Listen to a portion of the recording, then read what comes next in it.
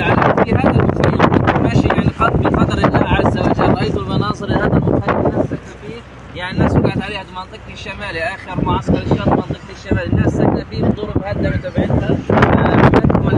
المساعدات جابوا لهم هذا. اخونا الاخوه يعني عزيز علي تعلم انه وضعه تعيس فوقعت عليه الخيمه، فقاعد يحكي لي قصص واشرح لهم حالتهم كيف بدي اشرح انا. الليل صار الهواء شديد جدا على الساعه 3 في الليل، والخيم زيك نزلت فوقنا وفوق اولادنا وفوق نسواننا، والمي مرقنا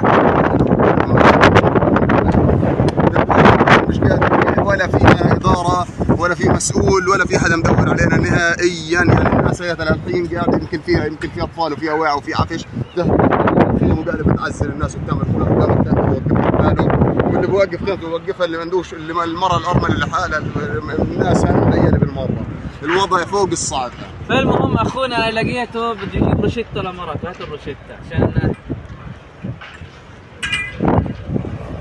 فاحنا كنا مصاري اخواننا في فرنسا حابين نوزعهم بكره عشان في عندنا مشوار يعني عده مشاوير، فلقينا وضعه تعيس وكاتب في الدكتور بده روشته وبده 70 شيكل، فاحنا اجينا من اختنا خيره عن طريق الاخت جميله موسى الله رعاها، الاخت خيره من فرنسا نديها صدى 50 يورو 150 شيكل بالعام،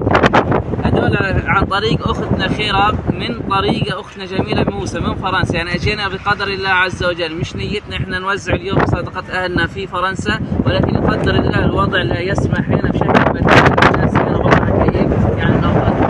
حطوا لهم خيام هنا في المنطقه هذه، ولكن قدر الله عز وجل وما شاء فعل، اجل الهواء اجل الريح اجل كل شيء، بارك الله في اختنا خير وحفظ الله ربي عز وجل، نسال الله عز وجل يبارك فيها في الدنيا والاخره، اللهم امين، وصلى الله وسلم على سيدنا محمد.